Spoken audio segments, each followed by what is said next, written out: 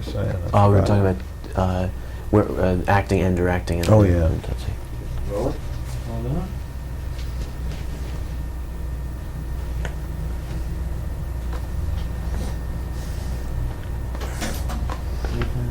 Okay.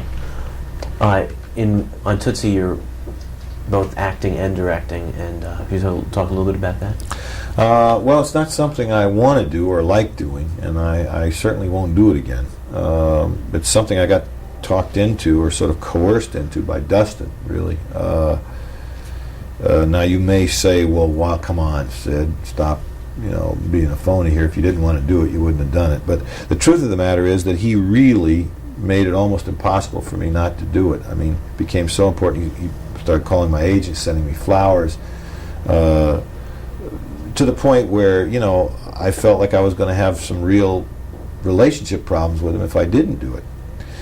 He's a very serious actor who feels strongly about the people that he works with. He kept saying to me, don't give me somebody that I don't feel right about working with to play my agent. Don't give me somebody who won't scare me when they say you're never going to work again, or somebody. And most of the people I kept suggesting to him, he kept saying, I have a peer relationship with them. I don't have that with you. I have a different kind of relationship with you. When I would read with him early on, would read some of the parts, he kept saying, yeah, you got to play this part. You got to play this part. So in a moment of weakness, when I was arguing with him about 100,000 other things, I decided, okay, I'll play this part, and maybe I'll, get him off my back in this area or that area, When I say arguing with him, I mean they were good, constructive, creative arguments about the script or who was going to play this part or who was going to play that part. Because he feels strongly about all those people, as he should. Like he says, make it so I don't have to act. If you can cast somebody that I really feel is that person, then it's that much easier for me to act. To go back to our original conversation about method acting, if you will. It's just no more or less than one of those principles where you try to make it as much like life as you can. So I did agree to do this. Now, it's a very difficult thing to do, or at least for me it is. I'm not used to doing it. My reflexes are so accustomed habitually as a director that I would be working in the scene with him, and the minute he would do something that I didn't like, I would want to stop and say, wait, don't do that. Even registering it to remember for later would break my concentration as an actor.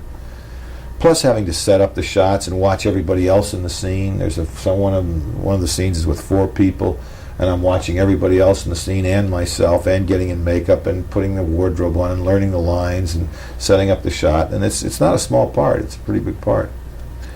So it was not an experience I'm anxious to repeat. Did you ask your friend Mark Rydell originally to play that part? Yes, I did, as a matter of fact. I did. And he was just too busy to do it. So I ended up doing it myself. How do you like shooting in New York? It's like anything else, It's great and it's awful. I mean, it's like anything that's worth anything. New York is full of texture and detail that you don't get anywhere else. It's also full of problems that you don't get anywhere else. I mean, New York has got the most... a group of people on the street of New York are like no other people anywhere. You can't scare them, you can't intimidate them, you can't ask them to please, we'll step across. They do exactly what they want to do. They've seen it all. It's wonderful. It's difficult climactically sometimes. The hot summers are really hot, the cold winters are really cold, but you get things in New York that you just don't get anywhere else, and that's why people keep coming back here. This is the 3rd film now that I've done extensive shooting in New York, and I always enjoy it, because you do get things. Unfortunately, a lot of Tootsie is inside, and, well, fortunately in a way, because with the makeup job that we have to do on Dustin to make him into a woman, this heat that we're in now, it just wouldn't work. Also He's 3 hours in makeup every day. Also, shooting outside around town gets to be like street theater anyway. It just was murder. It's so tough to keep people out of the camera and control traffic and all of that. It's really tough. When is the film due for release? Christmas. I don't know how I'll get it cut in time, but I'm going to try. Who is your editor? Fritz Steinkamp, who did They Shoot Horses and 3 Days of the Condor, the Yakuza, and Bobby Deerfield. What do you think of the cable industry and where the growth potential of that in the coming years? Well, I don't know too much about the growth potential. It's not something I've spent a lot of time thinking about, but I love what I know of the cable industry. I mean, I love the alternative to commercial television that it presents, and I love the amount of good programming that I've seen already on it. I imagine that it's going to be what's, it's probably going to be the primary entertainment industry of the future. I worry about films eventually. I think all films eventually will just have to be spectacle films, or special event films, and that cable will take over all the rest. It's economically more feasible. It makes great sense. This whole subscribe, in a sense, you have an audience. You know what your audience is before you don't. It takes the gamble, so to speak, out of making a project. If you have X thousand subscribers and they're paying X dollars a month, then you know what your box office is, in advance in a certain kind of way. Even if you do it on a one-shot basis, you have at least some potential accounting. It's a technology I don't know a lot about, but it's fascinating.